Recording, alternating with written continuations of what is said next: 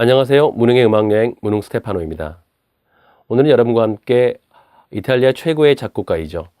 지아코모 푸치니의 투란도트라는 오페라에 대해서 함께 이야기 나눠보겠습니다.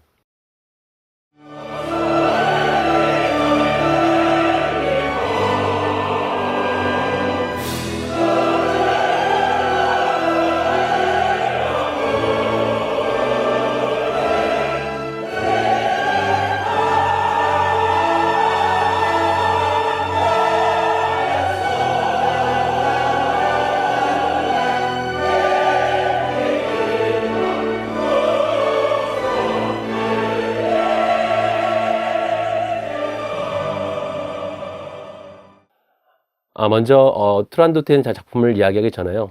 여러분 작곡자인 푸치니에 대해서 함께 여러분과 이야기해 보겠습니다. 푸치니는 당대 그 베르디와 양대 산맥을 이뤘던 아주 유명한 오페라 작곡가였죠. 2세기에 걸쳐서 그 루카라는 도시에 있는 그 산타 마르티노 성당에 음악 감독을 배출했던 그 가문의 마지막 자손이었다고 합니다. 그렇기 때문에 그는 그 개인적으로 이제 직업을 구한 게 아니라 그 집안의 가업을 잇기 위해서 음악에 입문했다고 하죠. 5살 때 그 아버지가 죽은 이후로 그 루카 시 행정 당국은 그 소액의 연금으로 또 푸치니의 가족을 부양을 했고요.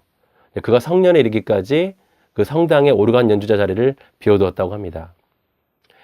처음에 그는 그 아버지의 제자였었죠. 그 두 사람의 음악가로부터 이제 배웠죠. 그리고 이제 지방의 작은 교회에서 오르간을 연주했습니다. 1876년 그 이탈리아 중부의 피사라는 도시에서 그 베르디 오페라 아이다를 관람하게 됩니다. 여기에서 이제 이 사람은 오페라가 진정 자신의 길임을 인정하죠. 그래서 확신하게 되고 그 길로 들어서게 됩니다. 그래서 1880년 가을에 그 밀라노의 그 음악원에 입학을 하죠.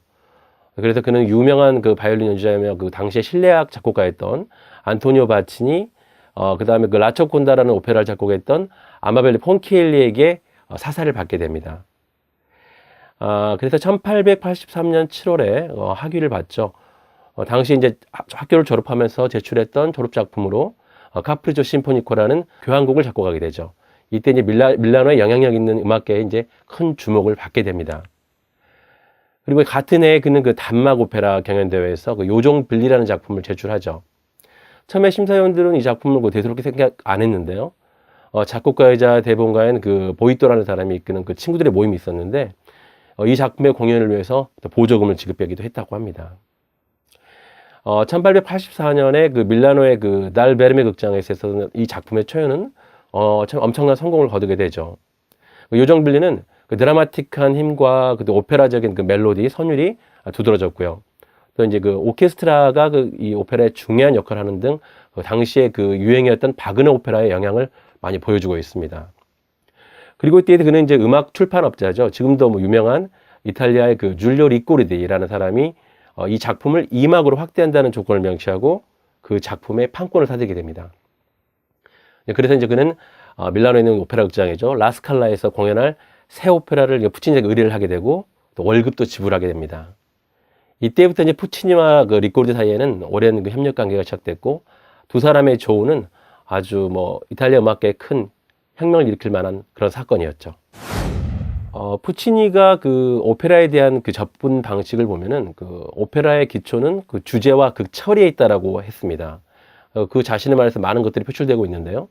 또 어떤 이야기를 가지고 감동적인 그 무대 극, 연극으로 만들기 위해서는 우선 작곡자가 주의를 집중해야 된다는 것이고 또 자신도 작곡을 하는데 그 쏟는 것만큼이나 많은 노력을 기울여서 이러한 작업을 또 수행하기도 했죠.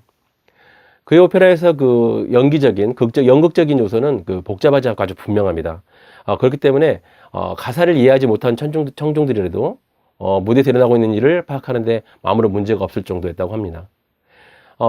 그 푸치니의 그 원음계적 선율 개념은 그 19세기 이탈리아 오페라에서 그 당시 전통에 입각한 것이기도 하지만 그 하모니와 그 오케스트라 양식을 보면 그가 당대 그 새로운 그 경향들, 새로운 시도들, 그 중에서도 특히 이제 인상파, 스티비시나 스트라빈스키 같은 음악을 또 이야기하고 있다는 것이 작품 속에서 나와 있습니다.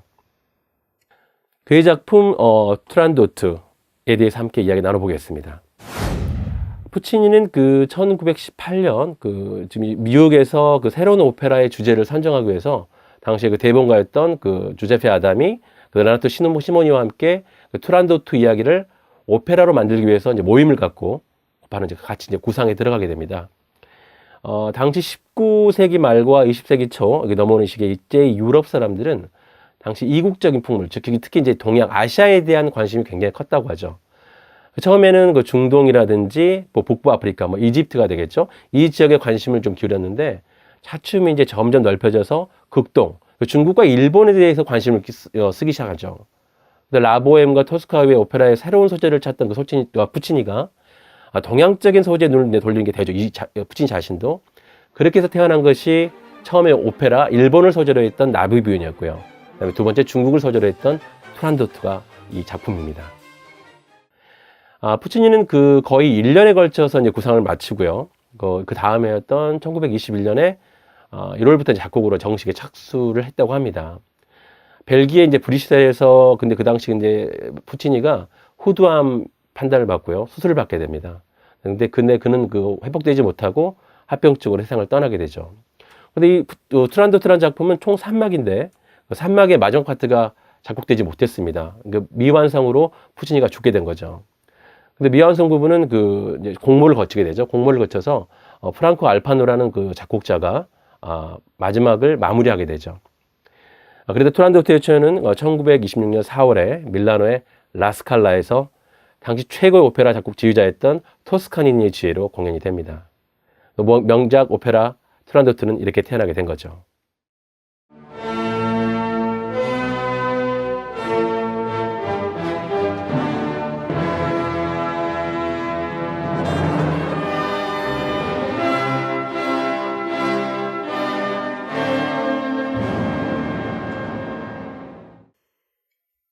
네, 투란도트에 대해서 디테일하게 여러분과 얘기해 보겠습니다. 음악적인 사조로 이렇게 분류를 하자 보면은 낭만주의 음악에 속하게 되고요.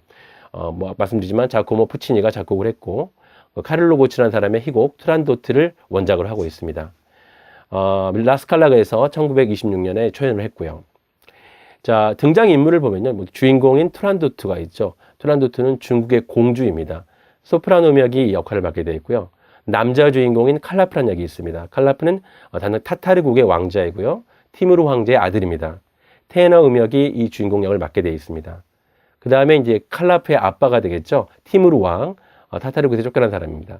베이스 음역이 이 역을 맡게 되고요. 그 다음에 이 두 사람의 그 여자 그 시녀자 노예라고 할 수 있죠. 류라는 캐릭터가 있습니다. 이 류는 소프라노 음역이 맡게 되어 있고요. 그 다음에 테너가 또 맡게 되어 있는 중국의 당시 황제 알툼 왕제. 그 다음에 중국의 그 관리들이죠. 핑, 팡, 퐁. 세 사람의 캐릭터, 중국의 관리입니다. 이렇게 주요 캐릭터들이 공연에 임하게 됩니다. 배경은 아까 말씀드렸지만 중국을 배경으로 하고 있고 전설시대 중국의 북경, 베이징을 배경으로 하고 있습니다. 자, 투란도트는 그 작곡자 스스로도 그 창의적이고 독특한 작품이라고 이야기할 만큼 소재와 음악적인 면에서 이전의 푸치니 오페라들하고는 다른 개성이 돋보이는 작품이었죠. 우선 이 중국의 동화의 소재를 가져왔고요. 실제 있을 법한 이야기보다는 환상적인 우화에 가까운 내용을 다루고 있다는 점에서 특별하고 특이합니다. 네, 투란도트의 이제 줄거리에 대해서 여러분과 이야기 나눠보겠습니다. 먼저 1막입니다. 북경 베이징의 그 궁전 앞 광장에서 관리가 나타나죠. 그래서 투란도트 공주의 칙령을 발표합니다. 그 황제의 딸 투란도트 공주는 자신이 내놓은 그 3가지 수수께끼를 푸는 구원자와 결혼할 거라고 얘기를 합니다. 대신 수수께끼를 풀지 못하는 자는 처형될 것이라는 얘기도 합니다. 한편 광장 거리를 헤매고 있던 그 이국의 왕자 칼라프죠. 남자 주인공인 칼라프는 뜻밖에도 그 타타르 왕국에서 추방된 사람이죠. 시녀, 여자 시녀였던 류의 보살핌을 받으면서 떠돌이 생활을 하던 중에 자신의 아버지 티무르를 만나게 됩니다. 부자의 그 재회가 이루어진 광장에서 공중의 함성과 함께 성곽의 투란도트 공주가 이제 모습을 보이죠. 공주는 이미 자신에게 이제 구원했다가 이미 3가지의 수수께끼를 풀지 못한 그 페르시아 왕자의 처형을 집행하라고 지시합니다. 칼라프 왕자는 그의 모습을 본 뒤에 그녀에게 사로잡히게 되죠. 스스로 이제 도전자가 되어서 자신의 운을 시험해 보기로 하죠. 그래서 용기를 내서 도전을 하게 됩니다. 티무르 아버지이신 티무르와 그 시녀였던 류의 간곡한 만류도 그리고 또 황궁의 그 대신들이었죠. 핑팡퐁의 제재도 불구하고 결국 칼라프는 그 시도를 하겠다는 의미로 징을 3번 올리면서 운명의 시험대에 서게 됩니다.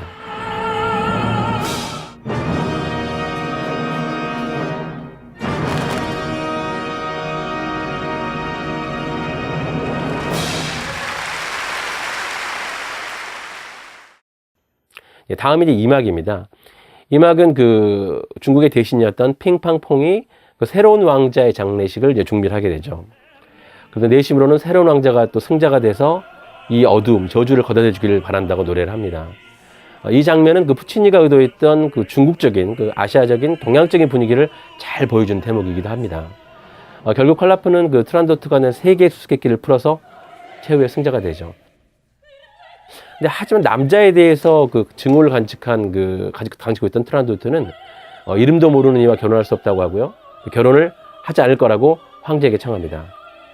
황제는 그때 공주 트란도트에게 그 약속은 신성한 것이니까 이행하라고 요구를 하죠.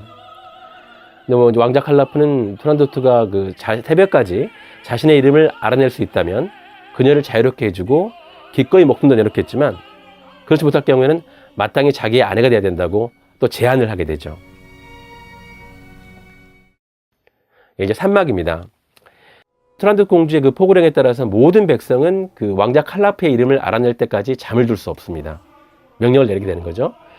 대신 핑팡퐁은 칼라프에게 이곳을 몰래 떠날 걸 제안하죠. 몰래.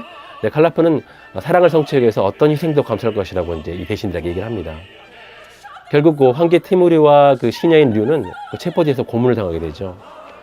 시녀 류는 자신만이 이 왕자의 이름을 알고 있다고 얘기를 하죠. 그래서 티무리를 고통에서 풀어나려고 합니다. 그리고 그렇지만 류는 단검으로 자살을 하죠.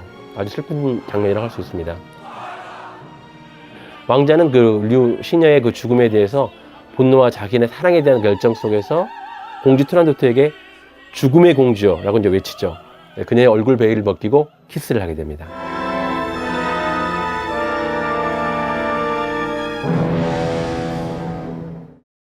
마지막 장면에서 그 사랑에 빠진 칼라프는 자신의 이름을 스스로 이야기를 해줍니다. 공주한테. 트란도트는 이제 그를 이끌고 군중들 앞에 서게 되죠.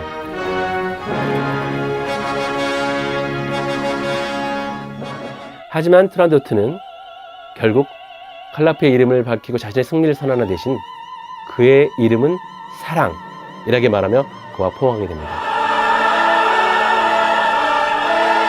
군중들이 환호하는 가운데 그 단원에 막이 내리게 됩니다.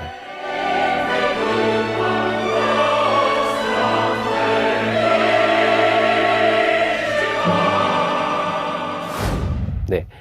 이제 그 트란도트의 주요 아리아, 놓칠 수 없는 그런 명곡들 여러분과 함께 감상하는 시간 갖겠습니다. 먼저 1막의 그 류의 아리아죠. 시녀의 류의 아리아입니다. 시녀라 스콜타.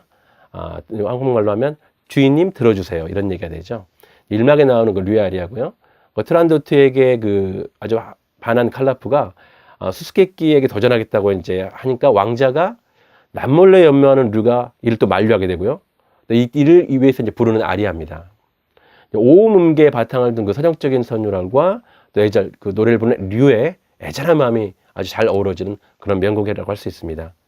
시녀라 아스콜타 함께 감상하시겠습니다.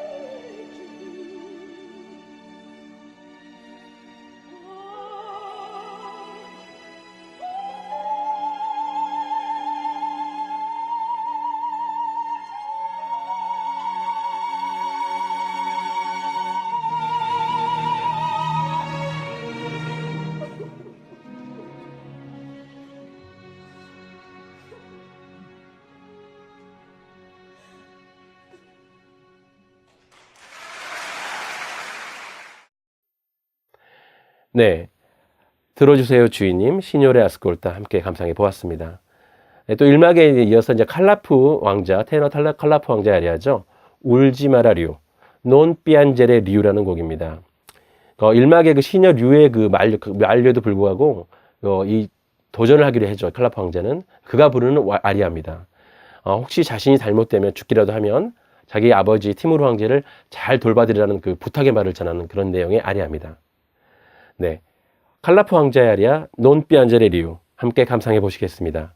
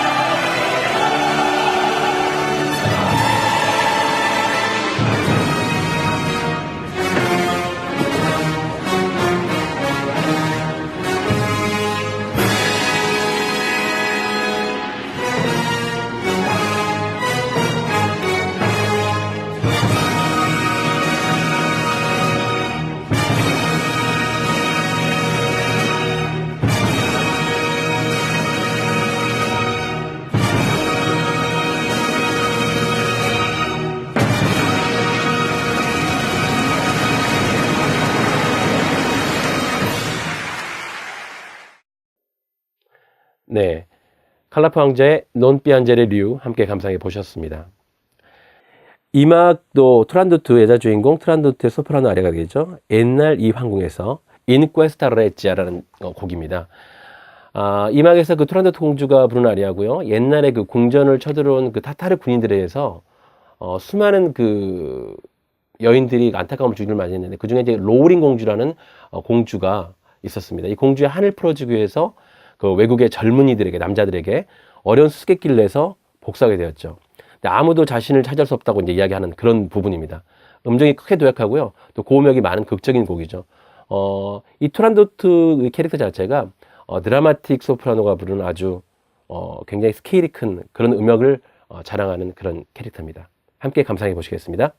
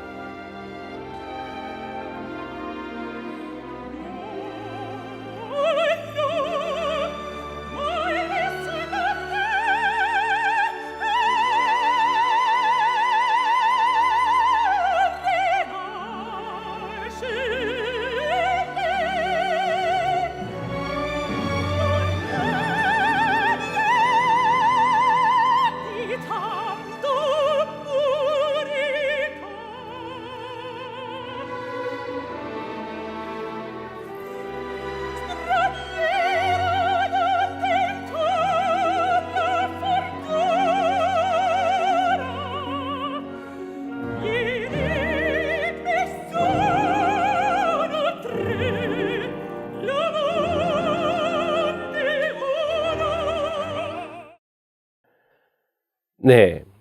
다음 여러분과 감상할 작품은요, 산막 부분입니다. 칼라프 왕자의 아리아죠. 아마 이 투란도트를 통틀어서 가장 유명한 오페라 아리아고요. 여러분들도 많이 알고 있는 그런 곡입니다. 제목은 네슨 도르마, 우리말로 하면 공주는 잠 못 이루고 의역을 하자면요. 그 산막 첫 장면에 나오는 그 칼라프 왕자의 아리아죠. 아주 유명한 곡입니다. 공주는 잠 못 이루고 뭐라고 우리한테 널리 알려져 있죠. 제목의 원래 의미를 보자면 네슨 도르마, 잠을 자지 않는다, 잠들지 못한다 이런 뜻이죠. 트란도트는 그 왕자의 그 이름을 밝혀내기 위해서 백성들 아무도 잠들지 못하게 하라고 명령을 내리죠. 근데 왕자는 날이 밝으면 자신이 승리할 것이라는 확신과 또 공주에 대한 사랑을 노래하는 아주 유명한 아리아 네슨 도르마 함께 감상하시겠습니다.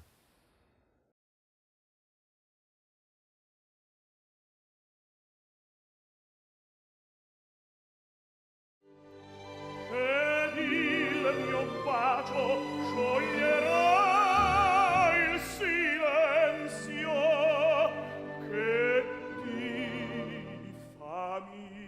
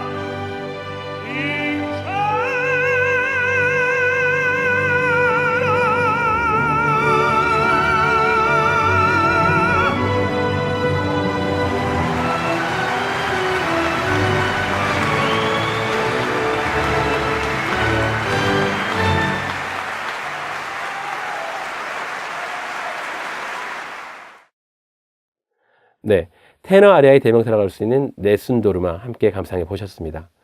이제 마지막인데요, 여러분 산막 그 트란도트 아리아입니다. 넬 프리모 피안토, 처음 흘려보는 눈물 이런 뜻입니다. 산막의 그 후반부에 나오는 투란도트의 아리아고요. 그 칼라프 왕자의 그 열정적인 사랑에 이제 서서히 자신이 무너져 내려가는 그런 마음을 노래하는 그런 부분입니다. 투란도트의 아리아, 넬 프리모 피안토 함께 감상해 보시겠습니다.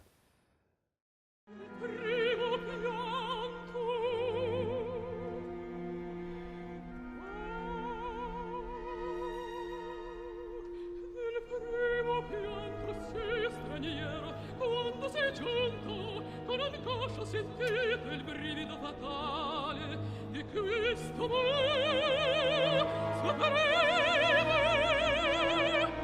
quante resta morire per me e ne ho spregiati molti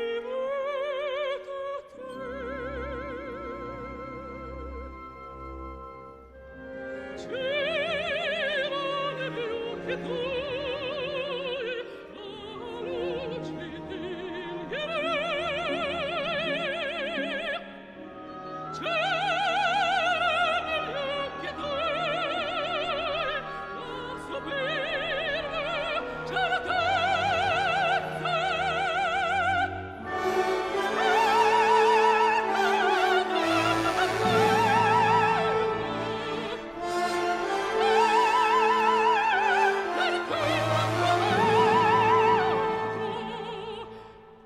tormentate di vita, frode terrori uguali, vincente o esser vinte, e dentro sole. Che dall'alta prova da questa febbre e mi vede da te. Via!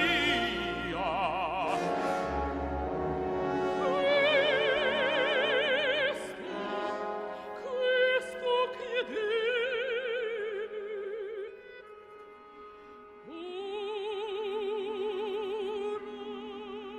ora lo sai.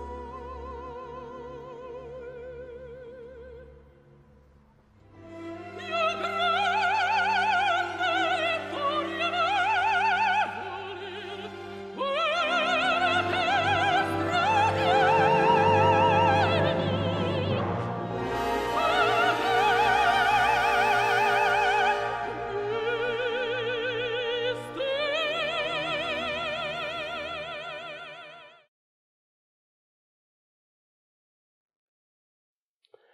네. 이렇게 몇 곡 안 되는 곡이었지만 그 투란도트의 아주 명곡들을 함께 감상해보는 시간 가졌습니다. 다음 시간에도 좋은 레파토리로 여러분 찾아뵙겠습니다. 감사합니다.